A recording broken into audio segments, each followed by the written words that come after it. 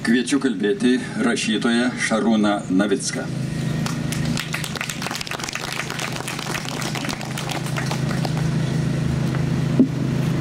Labą dieną.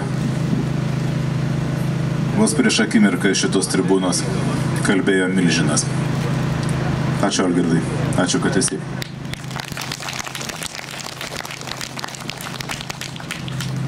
Man didelė garbė stovėti. Čia prieš jūs, čia, kur tik stovėjo jis. Savo ruožtu noriu pasidalinti su jumis tam tikromis įžvalgomis, kurios iš pradžių galbūt pasirodys nevertos, bet aš manau, kad jūs suprasit, kodėl apie tai kalbu. Nestabdomas, nevaldomas blogis auga, plečiasi ir pats jis niekada nesustos. Tai, kas įvyko su Deimante, aš nevadinu to tragediją, aš vadinu tai drama. Drama todėl, kad jinai tebevyksta, todėl, kad mes nenusileisim, nesustosim, nesitrauksim.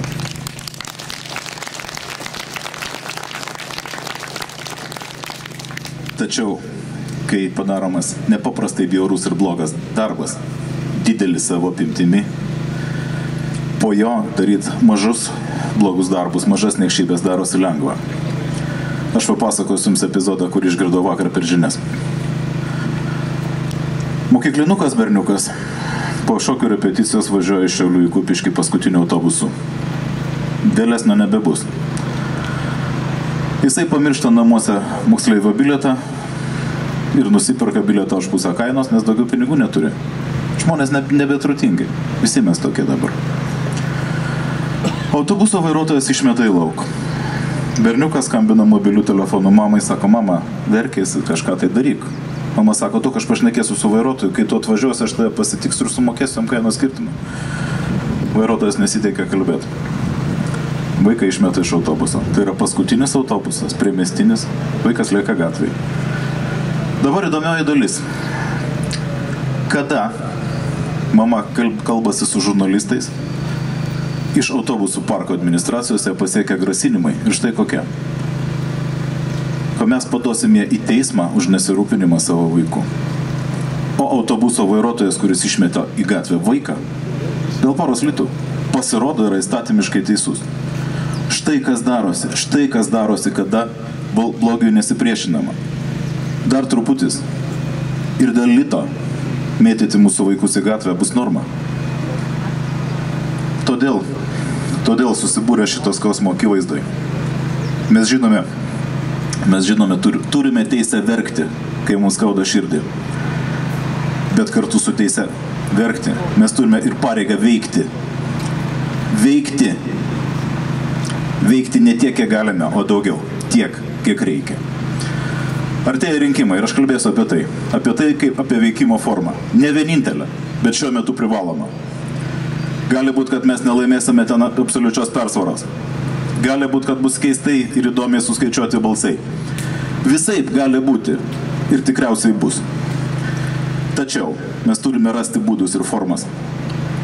Kaip nugalėti šitą sistemą, kuri paprasčiausiai nebeleidžia mums būti žmonėmis. Aš esu savarankiškai išsikėlęs kandidatas ir turėjau surinkti 1000 balsų. Daugelis jūsų čia esančių žmonių man padėjo, ačiū už tai. Vakarai buvo patvirtinti ir man pasakė tokį dalyką. Dabar trumpai surašykite savo programinės nuostatas. Mes visi žinom, kad programos yra kaip tik tai, ko niekas neskaito, ar ne? Ir aš galvoju, kaip padaryti, kad skaitytų? Kaip padaryti, kad skaitytų? Ir šį rytą supratau kaip. Aš norėčiau pasidalinti savo programinėm nuostatom. Aš jas surašiau eiliuotą formą.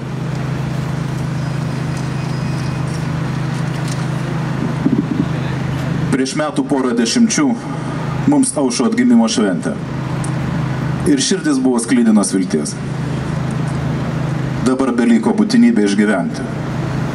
Bei rasti išėjimą iš šitos nakties. Aš pradedu nuo paprastų prasmių raidos. Nuo duonos kąsnio ir jo kainos litais. Nuo šildymo, kuris tik brangsta nuolatos. Ir pažadu, kad stengsiuosi, jog nebebūtų šitaip. Kad liautųsi gyvenimas skolon, kuri kasdien tik auga kaip paauglys. Sunaikinantis darbo prasmę ir net norą. O dirbantis žmogus atrodo kaip kvailys, lygini save ir bankininką storą. Palūkanų kieta virve apraizgiusi valstybės kaklą ir vedanti kiekvieną mūsų į bankrotą. Jūs kuo mus laikote? Lyg banda aklą, praradusią bet kokį protą. Užnuodė atliekomis laukus, dabar jau nuodysit ir orą? Neleisiu. Ir visus klanus nustumsim pagaliau į šoną. Valstybė pagrindžia jos teisę, kurios, kaip matome, nėra. Todėl tai mano pareiga daugiau jiems šito nebeleisti ir dirbti su kitais drauge, tais, kas juridiką geriau išmano, padėti jiems šitam kare, kuriam vaduojamės nuo klano. Jūs žinot, apie ką kalbu. Žinau ir aš tų žodžių prasme. Dabar jau imkimės darbų ir sugrąžinkime savo esmę. Ačiū.